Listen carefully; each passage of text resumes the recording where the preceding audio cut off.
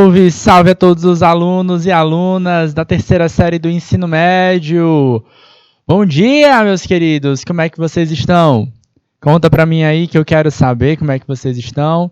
Estamos iniciando mais uma aula diretamente dos estúdios do canal Educação para vocês, toda a turma do terceiro ano do ensino médio que está acompanhando a nossa aula ao vivo. Deixa eu dar um oi, tá, para todo mundo aqui que tá de Canavieiras. Bom dia, pessoal! Como é que vocês estão, meus queridos? Pessoal de Eliseu Martins. Quem mais está aqui? Oeiras! Eita, a gente estava lá ontem, estava lá com vocês em Oeiras. E aí, meu povo? Foi muito bom, foi muito prazeroso estar com vocês, tá? Gostou, Felipe? Oh, coisa boa, cara. Obrigado pelo feedback. A gente está aqui para vocês, tá? E foi muito bom poder estar mais pertinho de vocês. A gente fica um pouquinho longe nos estúdios, mas está um pouquinho mais próximo de vocês. Falei com alguns, não deu para falar com outros já vieram entrar em contato comigo. Professor, não deu para poder tirar uma foto com você, não deu para dar um abraço, mas aí a gente conseguiu. Mas sintam-se abraçados, eu senti o carinho de vocês, isso é muito importante, tá? Para quem não sabe o que eu estou falando, tá? A gente está dentro de um projeto, alguns professores aqui do canal, outros de fora, tá? Estão de um projeto chamado Pré-ENEM Seduc, tá? Pré-ENEM na Estrada, tá? No qual a gente vai rodando esse estado do Piauí todinho, tá? Preparando os nossos alunos para o Enem, tá? Fazendo revisões, tá? Então, muito bom, muito legal, muito movimentado, certo? Esse fim de semana estivemos em Amarante, Uruçuí e Oeiras, tá? Foi agitado o final de semana, tá bom? Beleza? Então, fica ligado que aí próximo final de semana vai ter outras revisões. Para quem não vai estar no município de destino, que eu confesso que agora não estou me lembrando, vai ser transmitido. O Felipe tá aqui, ó.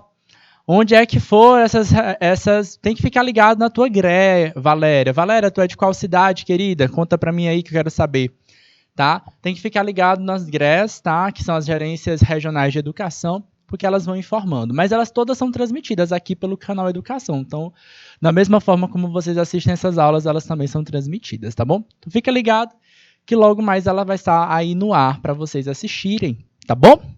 Beleza? Mas falando da nossa aula de hoje... Tá? Meu pequeno mundo na área, tá? Hoje nós vamos falar um pouquinho sobre nanoestruturas. Lembrando que a gente está falando nesse mês de setembro sobre tecnologias dos materiais, tá? Então a gente está falando sobre ciência dos materiais, a gente apresentou um pouco dessa realidade. Semana passada a gente fez até uma visita lá no Instituto Federal do Piauí, eu levei vocês lá para conhecer o programa de pós-graduação em Engenharia dos Materiais, ver o que eles desenvolvem, né?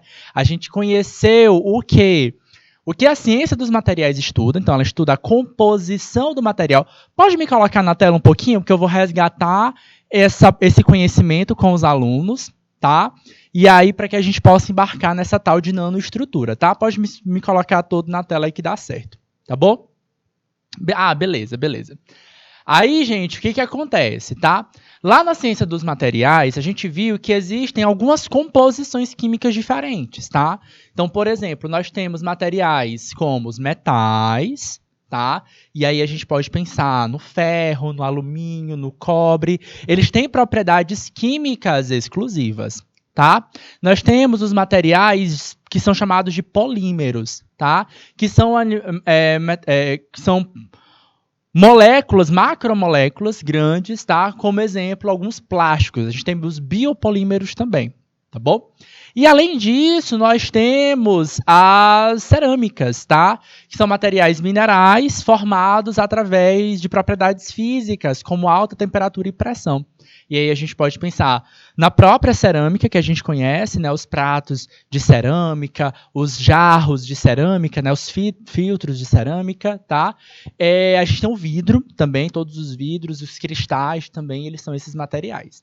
Por que a gente estuda a ciência dos materiais? Para poder entender a melhor forma de como esse material ele pode ser utilizado no nosso dia a dia. Tá? Aí quando a gente entra um pouco mais dentro da ciência dos materiais, a gente entra dentro de um campo denominado nanoestrutura. Tá aqui na tela para vocês, ó. Agora sim. Tá aqui para vocês, ó, as chamadas nanoestruturas, tá? O que são elas? Tá?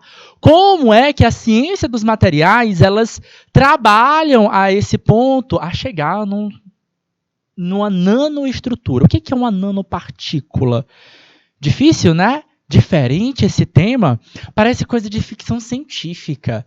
Às vezes pode até ser, como a gente vai comentar aqui com vocês, tá? Tem coisa de super-herói aqui, tá? Na aula de hoje. Mas tem muita coisa que tá no nosso dia a dia, galera. Certo? Que a gente já consegue utilizar, que a gente já tá ali, que a ciência já entrega para a sociedade. Vamos entender um pouco mais sobre isso. Então, objetivos da nossa aula de hoje: conceituar a nanoestrutura, refletir sobre as potencialidades da nanotecnologia para a gente, tá? Então, não é coisa de ficção científica, é coisa de agora, do presente, tá bom? E exercitar algumas questões sobre nanoestruturas e nanotecnologias. Ok? Beleza? Não é aula de biologia, é aula de ciências da natureza, tá? Valéria, deixa eu dar uma olhadinha aqui. Você disse qual era a tua cidade, que eu não vi, tá? É aula de biologia ou aula de química? É aula de ciências da natureza. A gente utiliza aqui todas as ciências. A gente utiliza biologia, a gente utiliza química, a gente utiliza física, tá? Então, a gente precisa desses conhecimentos, todos esses conhecimentos para avançar, tá? Valéria, eu vi que você fez um comentário no comecinho da aula, eu sei que você aparentemente não está acompanhando as nossas aulas, tá? Pois é o seguinte, já que você está chegando agora, a disciplina Meu Pequeno Mundo é uma disciplina diferente, tá? É uma disciplina letiva, é uma disciplina dentro dos itinerários formativos do novo ensino médio. Tá? Ela tem um eixo ligado às ciências da natureza, né? Que normalmente a gente só estuda biologia, química e física separadas. Tá? Então aqui o foco é fazer essa integração com elas. Por isso a gente tem aulas que a gente foca muito na parte biológica. O tio Assis aqui é professor de biologia do canal Educação. Tá?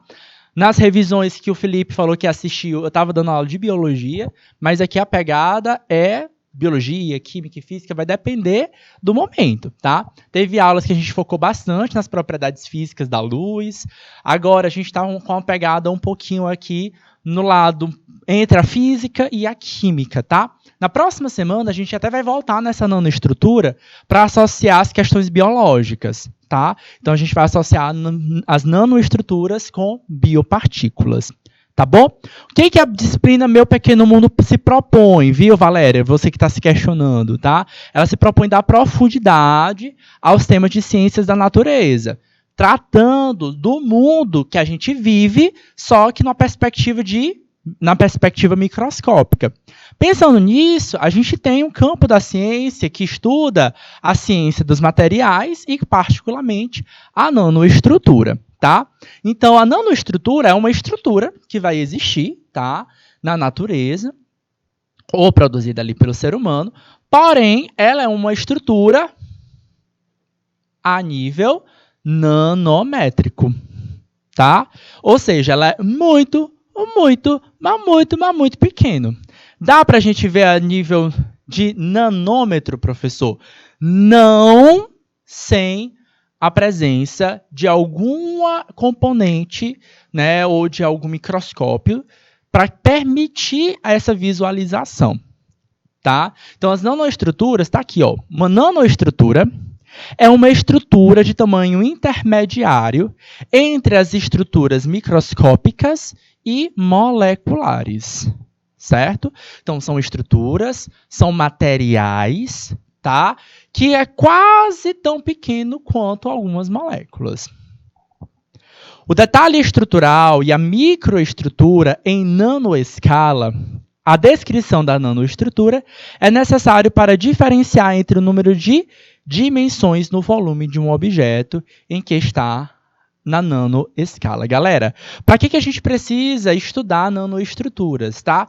Porque a nanoestrutura está cada vez mais no nosso dia a dia. E provavelmente, se você está assistindo essa aula no celular, pois bem, está na mão de vocês, tá?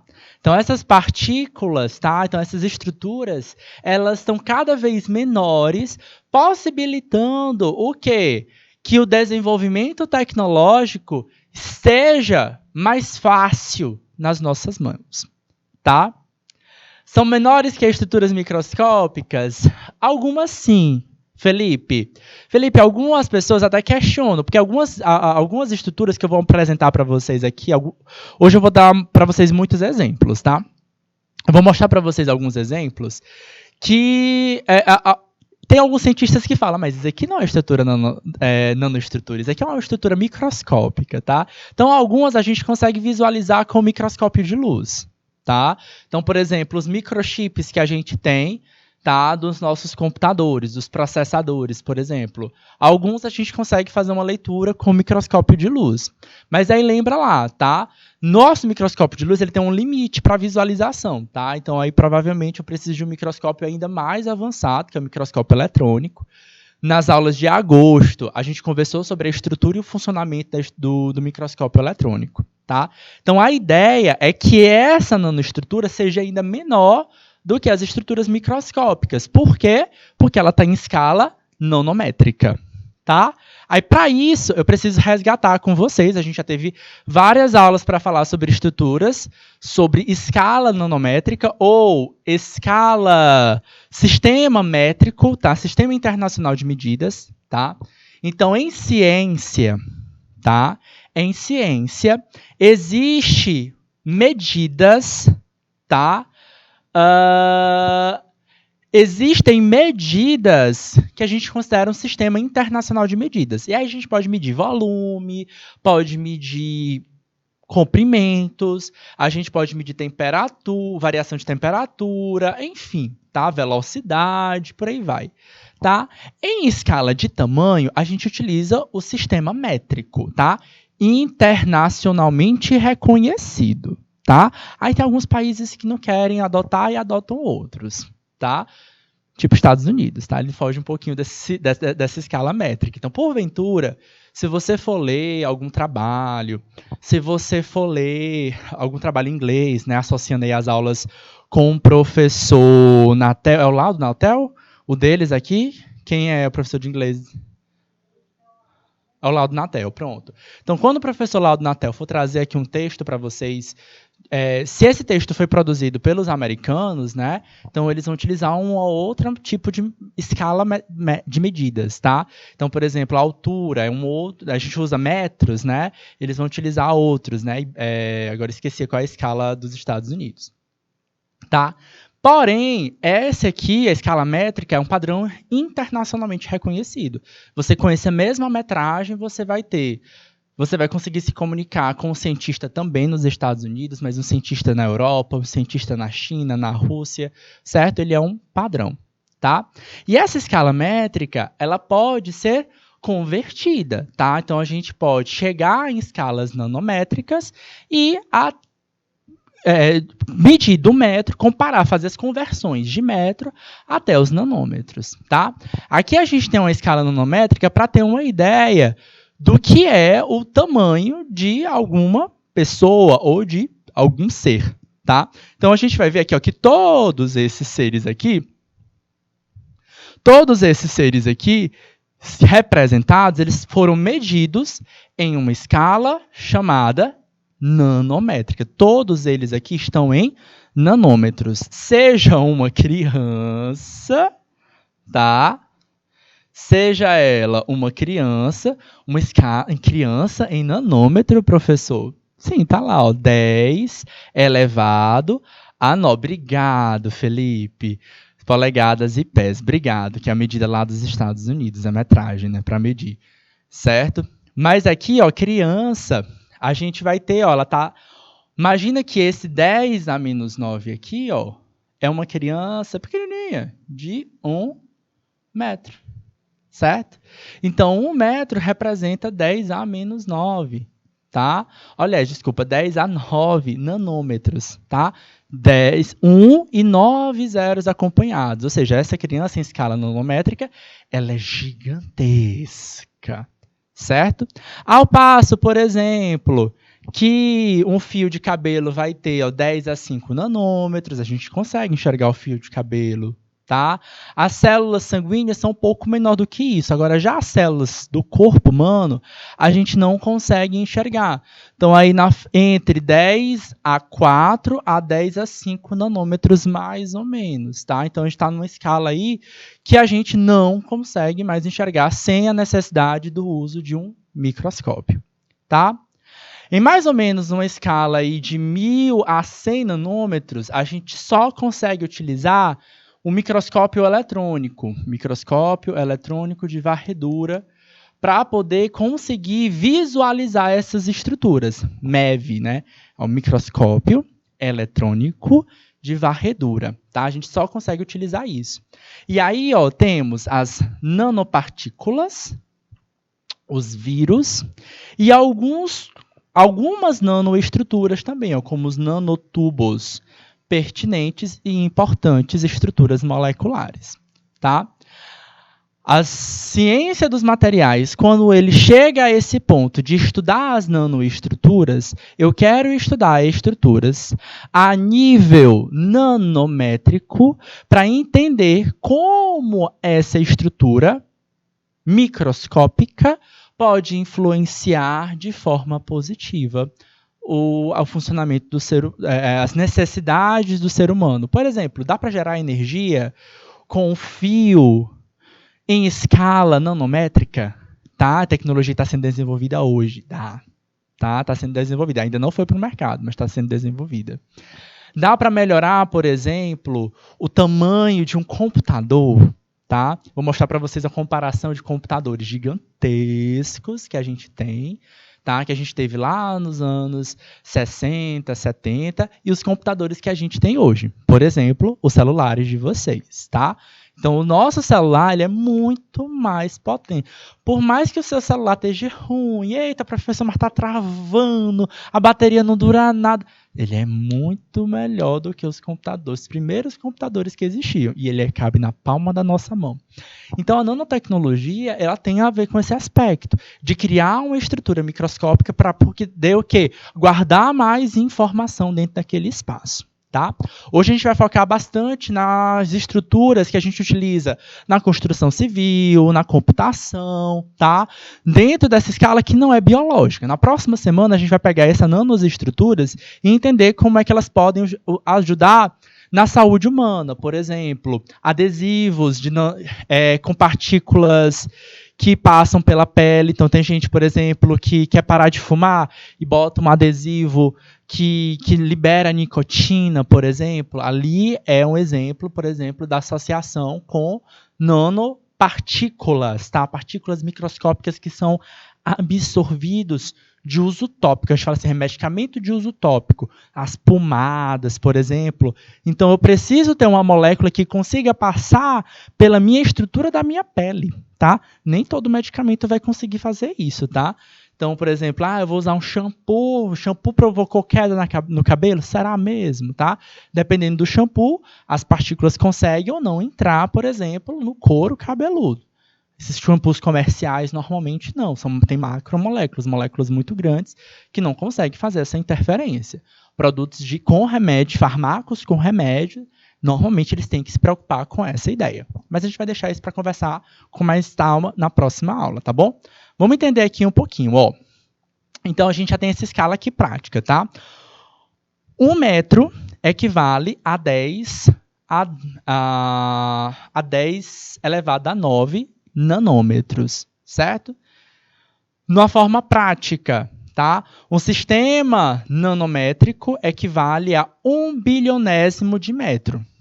Eita, professor, tá falando grego? Tá?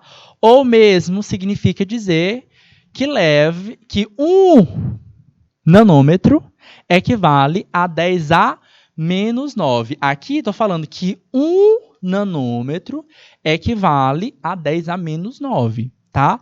O que eu mostrei é o oposto.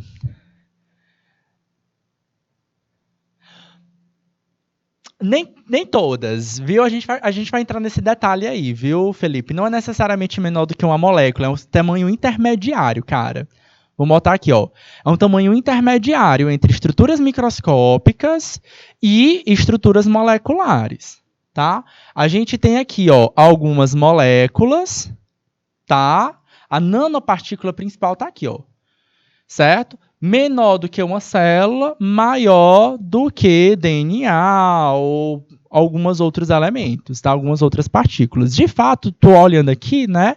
Tu vai ver que esses nanotúbulos de carbono, eles são menores do que algumas proteínas, não todas. Proteínas é uma molécula um pouquinho grande, um pouquinho extensa, tá bom? Mas voltando aqui, cara.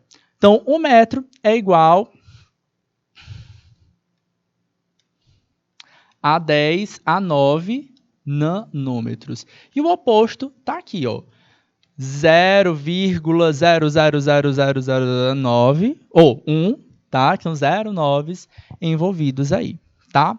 Bom, essa conversão a gente já conversou bastante com vocês lá no comecinho da nossa disciplina, quando a gente estava fazendo as medidas, né? Quantas vezes um microscópio consegue aumentar, tá? Então, vocês podem resgatar também um pouquinho dessa projeção de como calcular, fazer esse cálculo, tá bom? Um dos princípios básicos da nanotecnologia é a criação de estruturas e novos materiais a partir de átomos, tá? O objetivo é elaborar estruturas estáveis e melhores do que se estivessem em sua forma natural. Isso porque os elementos se incorporam de maneira em nanoescala. Então, eu preciso compreender muito bem as relações da química, tá? Por isso a Valéria perguntou, essa aula é de biologia ou aula de química, tá? Sim, essa aula, ela tem a ver muito com a pegada da química também. Porque eu preciso entender a relação, a interação que os elementos têm, certo? Um metal, como é que acontecem as ligações entre os seus átomos? São ligações metálicas, tá? É diferente, por exemplo, de uma ligação iônica. É diferente, por exemplo, de uma ligação covalente, tá? Aí você vai ter que conversar lá com a professora Érica. É a professora Érica com eles, na química? É a professora Érica, ela vai lá puxar a orelha de vocês se vocês não souberem essa diferença de cada um deles. Sabe a diferença de cada uma dessas ligações químicas? Com certeza vocês estão ali, ó, ligadões nas aulas da professora Érica. Fantástica, né? Divertida, animada. Eu adoro as aulas dela. E aí, a grande ideia é essa. Entendendo a partir dessas ligações, a gente consegue propor ideias diferentes, tá? Ou propor soluções para problemas que a gente tem dentro do nosso cotidiano. Galera, atenção, tá? A grande ideia é que eu não vou utilizar o produto que veio da natureza pronto e acabado. Eu transformo ele. E se a gente pode transformar de forma macroscópica, a gente também tem tecnologia já para transformar a nível microscópico, tá? Então, a gente tem aqui, ó, soluções da nanotecnologia já estão sendo utilizadas em muitas esferas do dia a dia, entre elas na arquitetura, com materiais utilizados nos projetos de forma a minimizar o impacto da construção, otimizar a manutenção da mesma e tornar a utilização dos usuários ainda menor, tá? Como funciona a nanotecnologia? Aqui é só nível de comparação para vocês, tá? Em cada quadrado desse, essa imagem representa um tamanho para vocês entenderem o que seria essa escala nanométrica, tá? Nós temos aí a cabeça de um alfinete, tá?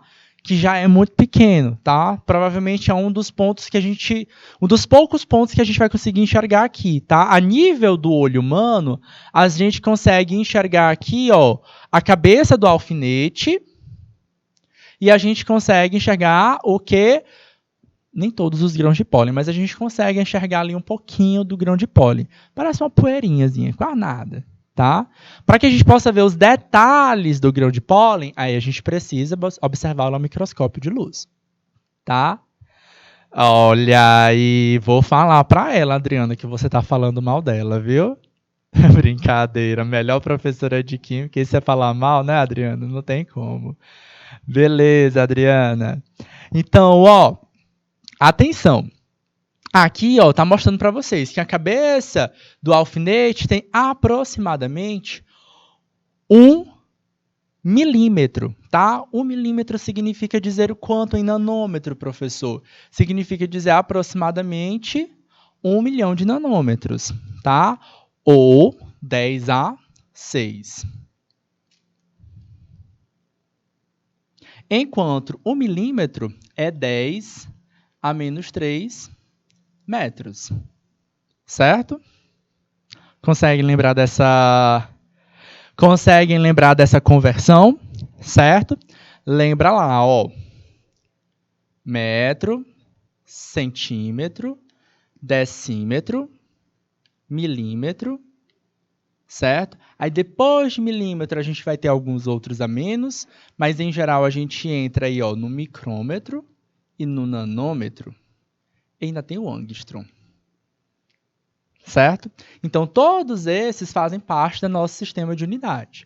Sempre que a gente quer converter, a gente vai fazer a passagem. Vou apagar aqui só para não confundir um pouquinho vocês. Tá?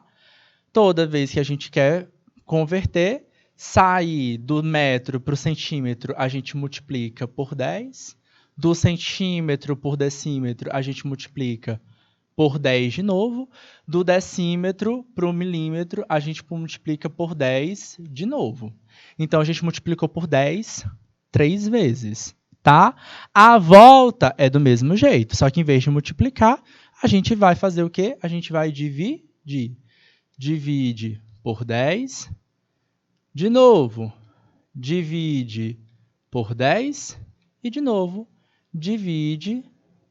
Opa, vai ficar aparecendo mais. Divide por 10. Certo? Então, por que a gente está vendo aqui que 1 milímetro, tá? Vou botar aqui de azulzinho agora para não confundir. Por que 1 milímetro tem 10 a menos 3 metros? Porque a gente acabou dividindo por 10 3 vezes, certo? Quando a gente faz essa conversão, a gente vai obter esse 10 a menos 3. Para obter a conversão de nanômetro para nanômetro, a gente vai multiplicar por 10 a 6, ok? Essa é a escala de uma cabeça de alfinete, que é relativamente grande, tá?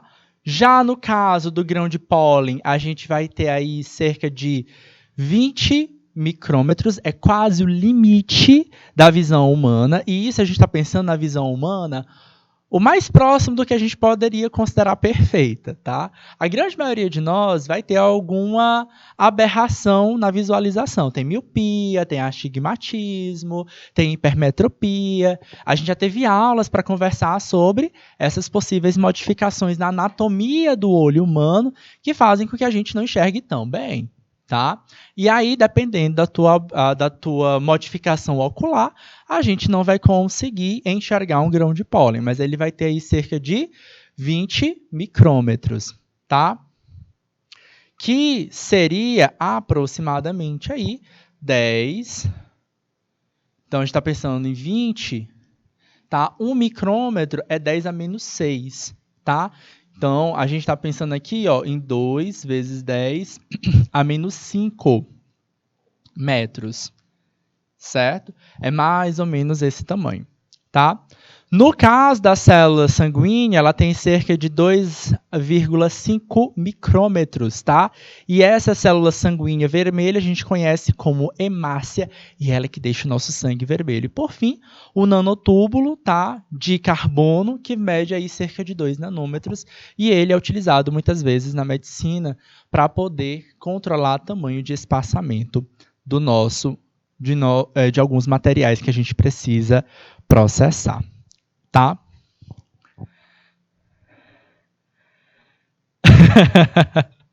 E a Érica tá judiando, né? Coração chega, gelou. Já ia sair a briga de novo ao vivo amanhã. Olha só. Eu vou passar a mensagem, viu? Pra senhorita Érica, viu? Pra professora Érica. E ela vai puxar a orelha da Adriana, hein? Brincadeira, meus queridos, brincadeira. Mas isso é que é bom, né? Essa proximidade que a gente tem nesse momento, tá bom? Galera, ó, essas duas imagens, elas representam pra gente a importância da gente trabalhar em escalas nanométricas, tá? Para quem não sabe, isso aqui, ó, é o ENIAC. O primeiro computador do mundo. Pequeno ele, né? Olha o tamanho de uma pessoa, um homem, de uma mulher, para o tamanho do computador, ocupando a sala inteira, tá? Galera, um computador ele é basicamente um sistema, tá, de armazenamento de informação, certo? E ele armazena informação em um código que a gente chama de código binário, tá? Algo relativamente parecido que acontece com o nosso DNA, tá? Mas o que acontece? Ele guarda informações e essa informação ela está no código binário, ou seja, um código que tem apenas 2 tipos de dados. O dado que a gente chama normalmente de 0 e o dado que a gente chama de 1. E pronto. Tudo no computador é só isso, é só 0 e 1. Que na verdade nem é 0 e 1, é sistema aberto e sistema fechado. É isso, tá? O computador ele só guarda isso, a informação. Aberto é fechado. Como é que eles transformam isso numa imagem, professor? Num vídeo. Numa transmissão que é feita ao vivo. Né? Olha só. Lá nos anos 60, esse computador foi desenvolvido, tá? E o que aconteceu? Tá? A gente precisava de muitas matérias para poder guardar esses zeros e uns. Tá? É claro que não é só um 0 e 1, mas a organização entre esses zeros e uns. Tá? Então, por exemplo, eu quero escrever a palavra A de Adriana. Tá? Então, para escrever a palavra A de Adriana, tá? E olha só que a Adriana tem 3 As, tá? Mas eu quero só a letra A. Então, o conjunto de letras 00001 é a letra A minúscula. Mas a letra A de Adriana, a primeira letra A de Adriana, como é um nome próprio, se escreve com letra maiúscula. Então, a letra A não é mais só 0000001. Vai ter que ser 0000110. Tá? Então, essas variações, à medida que a gente vai tendo essas variações, a gente vai conseguindo gerar informações. Certo? Então, esse computador ele era um grande sistema para guardar dados. Certo? Só que eu precisava de muito materiais para poder fazer esse registro. À medida que a gente foi entendendo um pouco mais, estudando um pouco mais a tecnologia dos materiais, hoje a gente consegue fazer esse mesmo tipo de arquivamento em escalas muito menores. Hoje os processadores eles já falam de nanoprocessadores, tá? A gente não fala mais de microprocessadores, que é o que na prática a gente tem no nosso celular. No nosso celular a gente tem microprocessadores, tá? O que é um processador, galera? Um processador, ele é uma parte do nosso equipamento eletrônico, parte do nosso computador, que vai fazer a conexão entre esses dados, entre esses zeros e esses uns, para gerar, de fato, a informação, tá?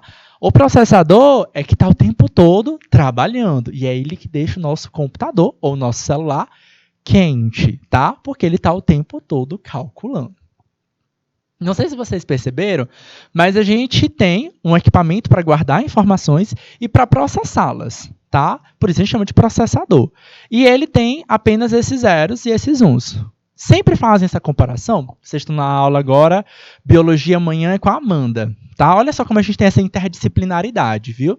Já falei da Amanda, já falei do Laudo Natel, agora eu estou na Amanda, a professora Amanda de Biologia. Provavelmente a professora Amanda já entrou na fala da estrutura do DNA. Não falou da estrutura do DNA? E eu acredito que foi até recentemente que ela fez isso. Aí ela disse o seguinte, porque o DNA é formado por uma estrutura, um polímero, certo? E aí a Helena falou o seguinte, esse polímero formado pelos nucleotídeos. E que esse nucleotídeo tem as bases... fugiu a palavra. As bases nitrogenadas, tá? E ainda disse assim, olha, são 4 bases nitrogenadas do DNA. Quem são elas? Adenina, timina, guanina e citosina. Olha só que interessante. O DNA não é o lugar que guarda a informação do nosso corpo? Não é ele que diz se a gente pode ou não pode fazer fotossíntese? Não é o DNA que vai dizer para a gente que se a gente vai ter cabelo crespo, se a gente vai ter olho azul, se a gente vai ter pele clara ou ou preta, enfim, tudo. Se a gente vai digerir lactose ou não, se a gente não digere lactose, a gente vai ser intolerante à lactose. Tudo está guardado na informação DNA. Hoje, o que a gente tem hoje na prática é isso aqui, ó. Nanoprocessadores. Mas a ciência já está trabalhando para tentar relacionar essas código quaternário, porque ó, o código do computador é binário, tá? Até botar aqui, ó, código binário. Tudo que a gente conhece no computador, ó, é de dois sistemas, sistema aberto e sistema fechado, o que a gente chama popularmente de 0 e de 1, tá? No DNA, que foi desenvolvido há milhares e milhares de anos, não é 2, são 4. Tá? Por isso que a natureza é tão perfeita. Tá? E aí sim, você pode justificar, professor, é Deus. Pode ter sido, porque como é que consegue criar um sistema tão fantástico como esse? Tá? Para os céticos, foram milhares e milhares e milhares de anos com tentativas e erro. Tá? Mas para os que estão com fé, pode acreditar sim, cara. Alguma intervenção foi para isso dar certo. E o ser humano hoje está estudando, e claro, vai demorar um pouco para isso acontecer, mas eles querem utilizar justamente isso. Será que a gente pode guardar informação também no DNA? Será que a gente pode guardar informações para a posteridade, certo? Para uma vida futura, dentro do DNA humano? A nossa própria história, a história da humanidade, certo? Parte das grandes ciências, ela já está conseguindo fazer essa tentativa, tá?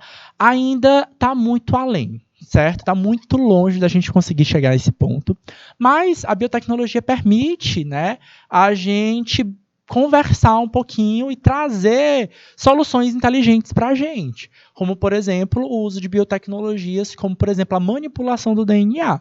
E isso é algo super interessante que a gente consegue fazer.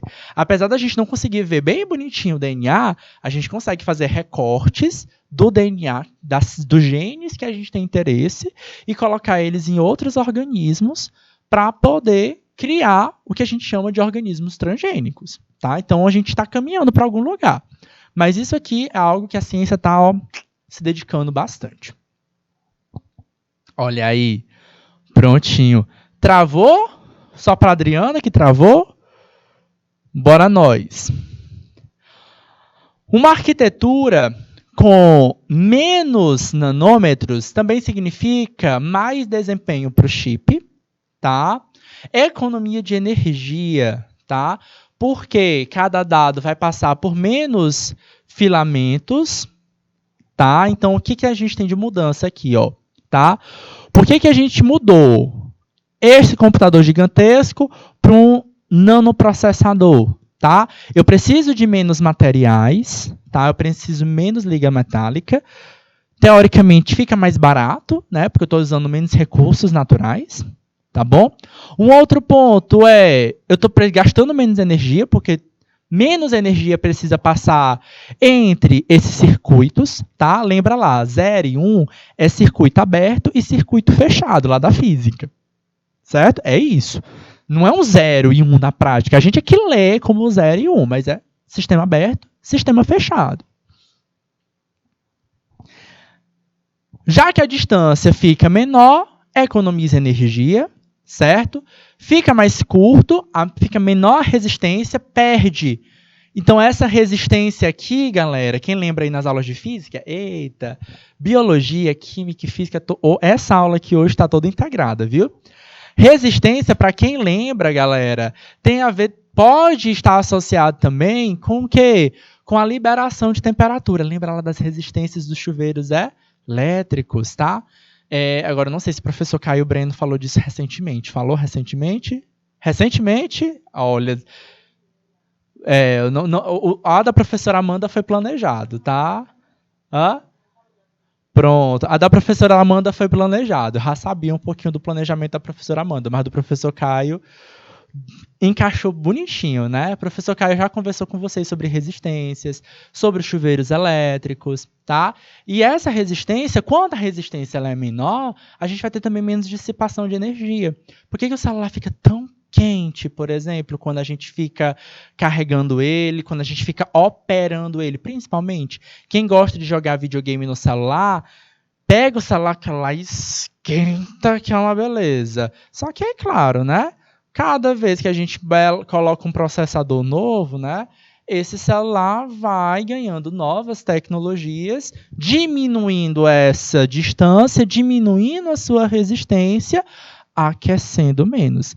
Antigamente era mais comum a gente ver casos de celulares que explodiam, porque aquecia tanto o sistema e dependendo do local onde esse processador estava, das proximidades desse processador com outros equipamentos, havia casos mesmo de fato da explosão, tá? Então aquele risco, né? Não use o celular enquanto ele estiver carregando. Para quê? Para não superaquecer o processador, galera.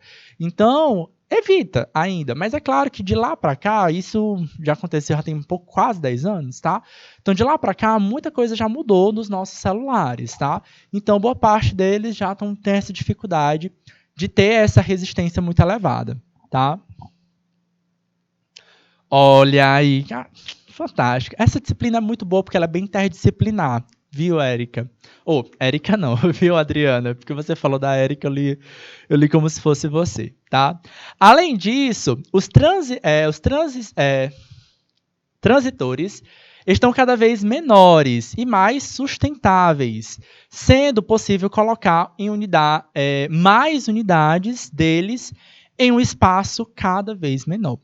Então, a gente está diminuindo, tá, o nosso espaço, tá, podendo colocar isso no nosso celular. Gente, nosso celular ele é um computador.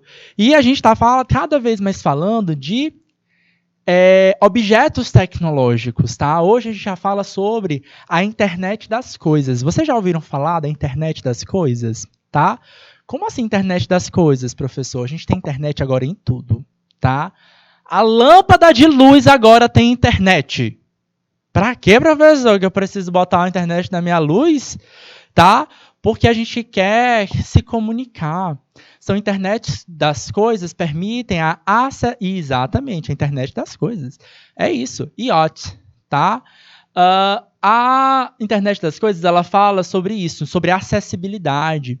Eu grito, né? Eu bato palmas e a luz acende. Ou agora está muito famosa, a Alexa. Já ouviram falar? Já conhecem a Alexa? Você pode não ter na sua casa, né? Tio Assis, por exemplo, não tem, mas conhece a Alexa. Você fala assim, Alexa, acende a luz aí do quarto. Ela vai lá e acende, tá? Então eu preciso, de fato, ter um processador associado à lâmpada que se conecta à internet para poder acionar. Então, o sistema operacional da Alexa faz o comando, a lâmpada acende. Ou faz o comando, a luz apaga.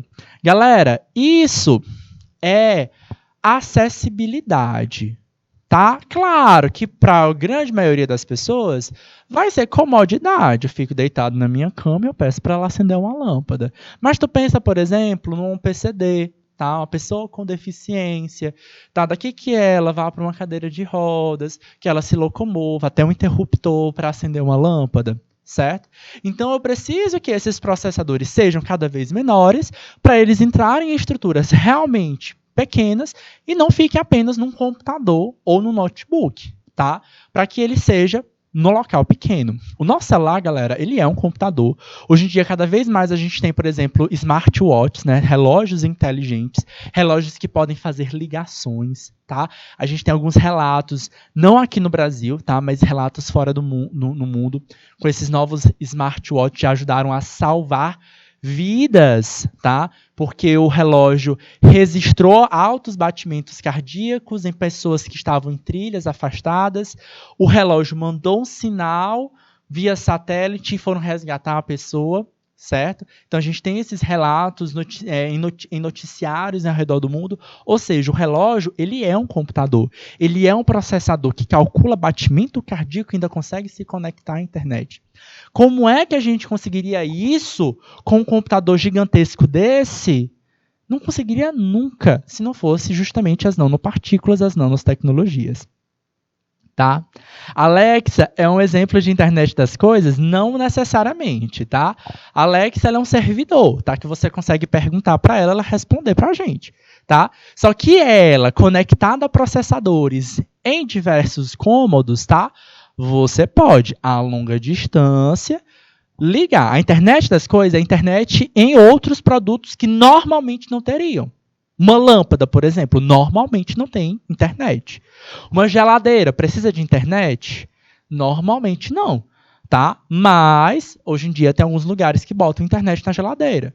Um ar-condicionado precisa de internet? Não, mas eu posso acionar a internet no ar-condicionado. Imagina que você tem na sua casa, tá? Aí você tá aqui assistindo a aula, 12 horas e 5 minutos. Aí você fala assim, então eu vou chegar em casa 12h30. Mas para ficar friozinho, eu vou ligar agora. Eu vou ligar agora. 10 minutos antes, 20 minutos antes de chegar em casa. Na hora que eu chegar lá, já está todo ligado. Então, você pode fazer esse acionamento remoto. Isso é muito comodidade, tá? Mas a internet das coisas, ela surgiu muito nessa parte da acessibilidade, tá? Em oferecer e tornar a vida de todas as pessoas acessíveis, tá? Então, pense naquela pessoa lá, um PCD, tá? Um cadeirante, como é que faz, como agiliza o processo da vida dela, nesse ponto. Muito para funcionar, a gente precisa dessas nanopartículas, nanotecnologia. Tá? Outra nanotecnologia que é muito utilizada hoje em dia nas residências, em carros, por exemplo, tá? Olha, daqui a pouco tá, viu, Adriana? Porque já tem até cadeira com massagem. Já tem cadeira com massagem, sabia?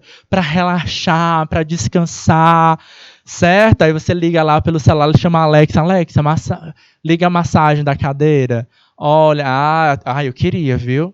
Olha, agora eu falei, agora fiquei com inveja dessa tecnologia, viu? Queria relaxar, viu, Adriana? Poxa. Mas, ó, uma tecnologia que está bem acessível para a gente, tá ligado...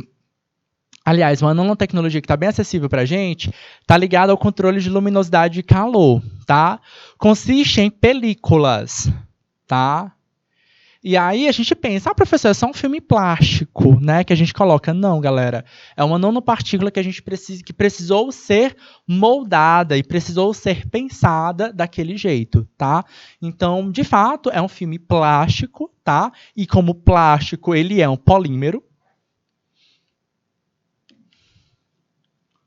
Mas eu não, né? Os cientistas que desenvolveram, precisou pensar nesse polímero com alguma propriedade. Com a propriedade que refletisse um pouco melhor a luz e que absorvesse um pouco menos de calor. Tá? Então, tem muitas películas hoje de revestimento altamente resistente que são aplicadas em vidros, que retém grande quantidade de raios solares, auxiliam o conforto térmico e a eficiência energética, tá? Então ele reflete bastante e se reflete muito, ele vai absorver menos calor, tá? Isso pode ser fantástico, mas tem que ser muito pensado associado à arquitetura, tá? Recentemente fizeram um prédio em Londres, tá? Ficou muito famoso. Recentemente, quando digo, é coisa do ano passado para esse ano, tá? Fizeram um prédio em Londres e esse prédio tem um formato curvo. E aí, associado a essas janelas que refletiam muita luz, com películas justamente para refletir a luz, o que aconteceu? O formato côncavo, tá? O que aconteceu com ele? Virou uma espécie de refletor, um grande refletor de luz. Gente, derreteu tintura de carro, para vocês terem uma ideia. Tá? Então, os carros que estavam estacionados na rua começaram a derreter. Tá? Então, ele tem que ser muito pensado antes de ser projetado. Sim, eles tiveram que encontrar uma solução, já foi solucionado, colocaram algumas telas para poder barrar a incidência luminosa, tá, do reflexo de luz. O prédio perdeu o charme dele, mas, enfim, quando se colocam essas películas, tem que ser pensado. Hoje, algumas películas que chegam para a gente nos celulares, tá? Por exemplo, você bota aquela película de vidro, tem algumas películas que utilizam nanotecnologia com essa propriedade da reflexão do sol. Nos nossos celulares, nas nossas TVs, por exemplo, muito que chega pra gente são as luzes de LED, tá? Então, no nosso celular, galera, é essa luzinha que a gente chama de luz de LED, tá? E essa luz de LED, basicamente, tem um ponto de luz, tá? Então, luz é isso, né? É uma onda, né? Aliás, é uma perturbação que se propaga pelo meio, tá? E aí a gente tem o metal, que vai liberar essa luz de um ponto unidirecional, que ele vai sair, ele vai passar por um polímero ou por um material cerâmico, que é um vidro, tá? E ele vai se dissipar nele, tá? Lembra lá que a gente tem aqui o fenômeno da refração. A gente teve aulas específicas para falar sobre a refração. O que é isso, professor? Está mudando a direção dessa onda, dessa partícula, tá? E aí essa luz ela fica mais espalhada, né? Hoje a gente está utilizando mais uma tecnologia, está cada vez mais acessível, é a chamada OLED, tá? Então, quando você vai procurar as TVs para comprar, né? A pessoa fala, TV de OLED, né? Então é nova essa tecnologia. Por ser nova e ainda ter patente, ela é um pouquinho mais cara, tá? Então, o que muda aqui? Vai mudar esse pontinho aqui, que a gente vai mudar esse polímero. Em vez de colocar um polímero, ou em vez de colocar um material cerâmico de vidro, eles vão colocar um material de metal, certo? Que vai interferir diretamente na direção dessa luz. Tá? Então, o índice de refração dela muda e, consequentemente, vai ter menos refração. A luz vai se dissipar um pouco menos. Então, ela vai continuar unidirecional. Então, ela vai continuar sempre no único ponto. Qual é a grande vantagem disso? Essa imagem aqui, ó. Nos nossos celulares, na grande maioria dos celulares, na grande maioria de TVs, essas TVs fininhas de LED, a gente vai ver uma imagem um pouco mais esbranquiçada, certo? Enquanto nas TVs OLED a gente não vê isso. Eles falam que o preto realmente é preto, tá? Por quê? Porque esse pontinho aqui, ó, é preto porque não tem luz. Gente, o preto é a ausência da luz, tá? Então, cada estrelinha dessa segunda imagem, tá? Representam pontos onde há luz. E os lugares onde não tem luz, tá apagado. Por isso aquela imagem o preto fica realmente preto. No nosso celular, se vocês botarem um vídeo meio que tem cores meio preto, ele vai ficar esse tom meio acinzentado. Por quê? Porque a luz se dissipa, tá? Por conta do fenômeno da refração, e aí a gente enxerga essa cor meio espaçada. Qual a grande vantagem também disso, tá? Olha só, quase não dá para sentir, mas esse material que está promovendo essa dissipação da energia, ele tende a ser um pouquinho menor comparado ao outro. Então, as telas elas vão ficando cada vez mais finas. Aí torna acessível também aqueles celulares dobráveis, que agora está na moda, né? São caros. São muito caros, galera, porque é nova tecnologia, tá? Com o passar dos anos, essa tecnologia vai ficando mais acessível, tá? Aí tá lá, a Xiaomi e a Samsung lançaram um celular que dobra, tá? Aqueles celulares flip, são caríssimos, tá? Mas é uma alta tecnologia por conta desse novo tipo de LED que a gente chama aí de OLED, tá? Tem mais algum? Outro exemplo de nanotecnologia é nas superfícies de materiais de pisos, por exemplo. Quando a gente utiliza o quartzo é um mineral, tá, que está disponível na natureza. Ele, por si só, ele é muito poroso, tá? E aí, agregando algumas partículas associadas a ele, pode tornar esse piso mais plano, melhor de limpar, né? Para quem cuida de casa, conta para mim aí se vocês ajudam os pais de vocês, as mães de vocês a limpar a casa, tá? Tem pisos que dão trabalho para limpar, né? Quanto mais poroso é esse material, mais difícil. Ao passo que ele ajuda a ser mais antiderrapante também, tá? Então a gente tem que entender aí o o meio da história, tá? Deixa eu dar uma olhada aqui no nosso chat, tá? Professor, aqueles óculos com lentes que ficam escuras ao sol, sim, né? Tem um nome específico, eu não sei se pode dizer porque é marca, tá? Mas aqueles que ficam escuros ao sol é um exemplo de nanotecnologia.